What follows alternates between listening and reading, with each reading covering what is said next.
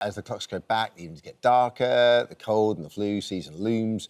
You might feel it's only a matter of time before you catch the old dreaded lurgy. It's very true. But when it comes to protecting your health, just a few easy steps can really go a long way. And today, Dr. Raj is joining us with 10 things that you can try straight away. Isn't that right? Absolutely, we are, yes. So hopefully we're going to give some tips and tricks today. I hate getting the lurgy. I know, but you know, it's normally about December, January, would you say? Absolutely. I think flu season actually really starts to, go up there around January time. But I think now's a good time to start protecting yourself from that. So things we're mostly worrying about are things like colds, coughs, sore throats, which obviously all of us get that during the season. If you want to get the jab, when should you get the jab? Should you get the jab now? Yeah, any time through the winter is a good time. But flu actually peaks around February. So if you do get it a bit later, yeah. So a lot of people say to me, oh, well, I've missed it now. It's November. I'm like, no, you should still get it because actually it'll protect you through the peak of the flu season. Why does it peak in February, do you think?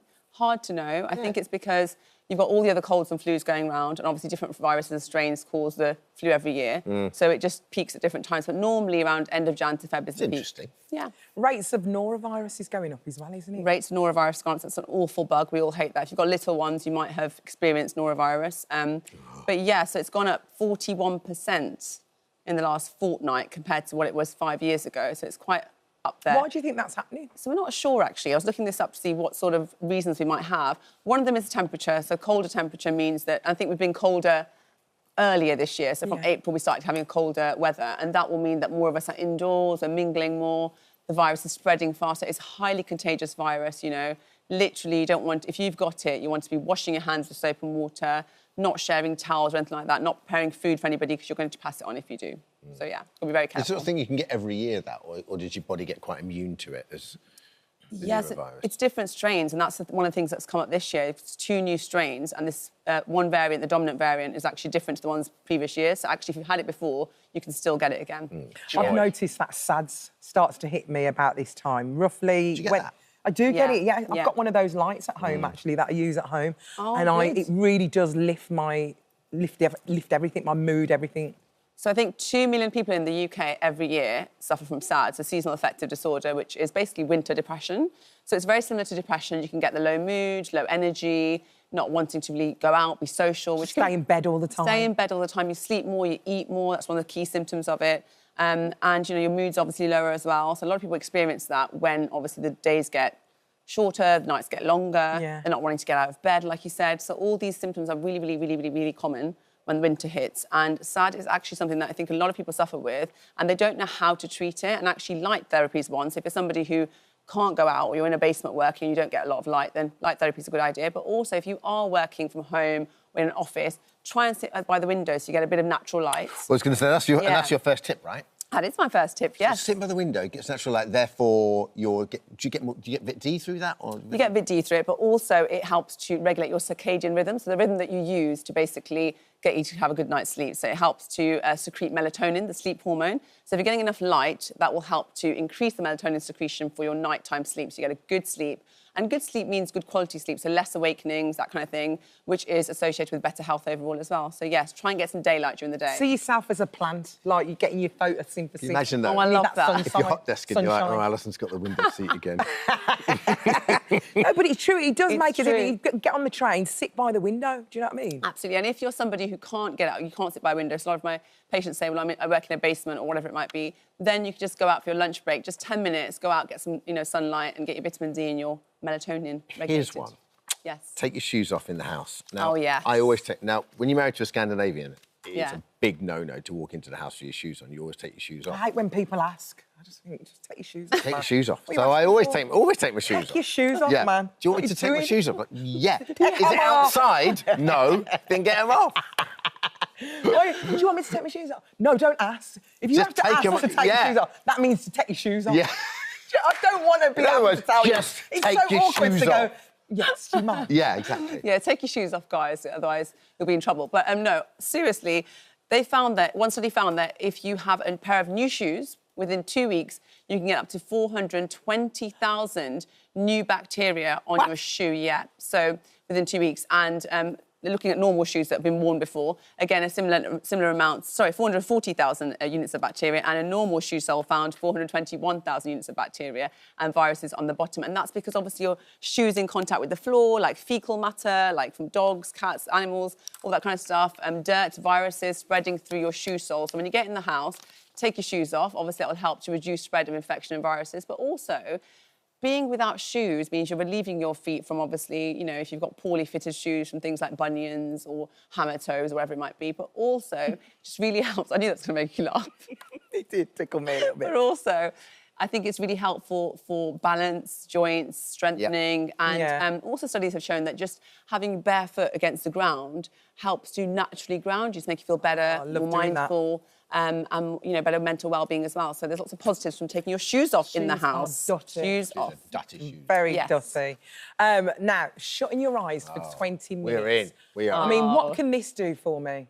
So if you like to have a nap, this is a good one for you. So shut eye for 20 minutes. Basically, it's damn what? Not now. Yeah, we do that, you go.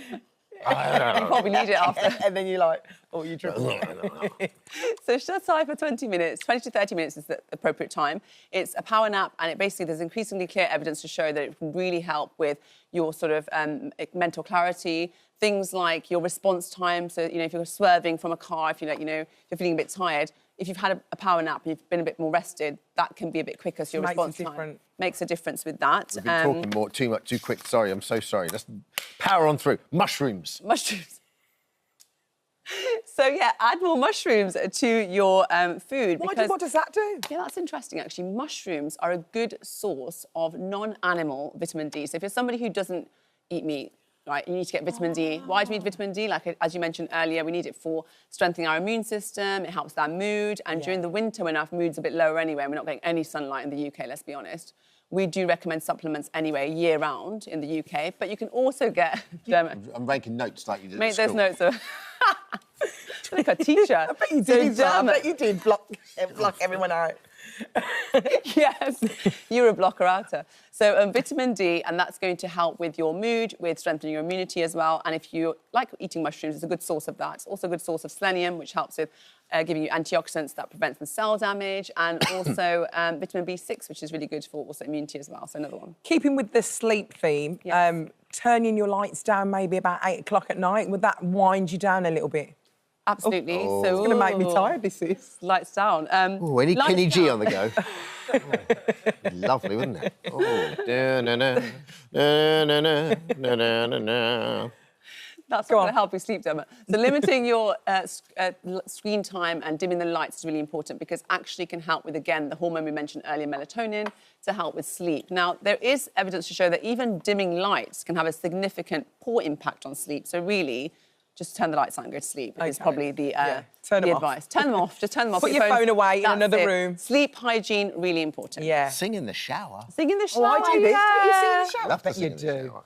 I sing in the shower, but I can't sing. I just enjoy to sing. So anyway... But don't you think you sound better in the shower, though? Yes, for some there's reason. an echo. There's an echo. Echo makes me sound like Sure. Beyonce. I'm not going to lie. Singing in the shower might seem silly, but actually it's an aerobic exercise for your lungs, and it can really help to, you know, physically, mentally uplift your mood. There's been science and research behind this to show this. Also, interestingly, the British Lung Foundation endorses a singing for lung health programme for those who have chronic lung conditions like COPD. No way. And this is shown to physically and psychologically help their well-being. So actually there is lots of science behind it. So sing away and give your shampoo bottles a show, guys. Lovely. Oh, lovely. And then when I'm sat down for lunch, I need to be indulging in some leafy greens. Some leafy greens. I You know. do that anyway, don't you? Do you have some leafy greens, Gemma? Yes, I do. I love a leafy green. Do you? Spinach, kale? Yeah, but I like a Thing. steamed green. Oh, yes. It was all right, good. So, yes, leafy greens with super high in antioxidants. They get very, very high in vitamin C as well, which helps to strengthen your immune system, as we know. So try to add that to your food. A 2021 review found that 100 grams of leafy greens per day was associated with a 25% lower risk of all-cause mortality, heart disease and stroke. So there's definitely evidence behind that. So, yeah. OK, what's the next one? Star jumps Star when you get up jump. from Do the some sofa. star jump. So every time you get up from the sofa, guys, today, I want you to star jump. Yeah, Okay, for 11 minutes. Because you should move for 11 No, minutes. that's number as well. 10. No, that's the other one. This one's just a quick. Oh, yeah, It's no, the I same see. sort of, Yeah. same sort of No, thing, you're though, right. isn't it? You're Staff right. jumps, Well, you for can 11 minutes. you can start jump for 11 minutes if you wish to, but regular bursts of movement are really important. Yeah. It's been shown to lead to better sleep, which is really, really good. And also, putting it into your routine will mean that you get used to that, so it becomes a consistent lifestyle change that you're making. And overall, you're going to have longevity from lowering down, obviously, stress, hormones, cortisol, things like that. I always do that. I warm the crew up. You in warmed the crew morning. up today. It was great. I mean, it's important to get the Really- crew going. Okay. You know what I mean? And it's Oh, just a love little it. bit of movement, and it gets everybody going. Everyone. I mean, I was really tired afterwards. I'm not going to lie, but you know, You were. They squats. were shattered. I didn't see a camera move for the They first loved half. it. You got to keep these camera operators, you have know, to. fit. You have to, and otherwise nimble. they're That's finished. really lovely, Alice. And that's the kind of thing, exercise snacking is really Thank you, important. darling. Yes. So we've touched on taking an 11-minute move. Yes. But what's the last one? Let's do set aside an hour for dinner time. Yeah, so how many of us now are having dinner or lunch and we're scrolling on our phones or we're doing something else? Are we ever in the moment really eating? And actually, you know, they're running around, watching your favourite TV show, catching up on Netflix, whatever you might be doing. But actually, mindful eating is the act of being fully present when you're eating. And this is really important because you're listening to the cues of what your body wants. So you'll know when you're full. You'll know when you dislike a taste or you like a taste. And there's research to show that actually that is going to help to keep you maintaining a healthy weight and keeping you psychologically in check as well. So really important to be mindful. Don't eat and scroll. Don't eat and text. Don't eat and watch TV. Just eat. Just and eat. enjoy, yeah, because it's not a tick box exercise. People are like, oh, I've got to eat and get that out of the way. But actually, it's really important for your well-being, for your gut health, and to ensure that your digestive. Thank you so much for visiting our This Morning YouTube channel. We upload new content every single day, so go ahead and hit that subscribe button, and we'll see you in the morning.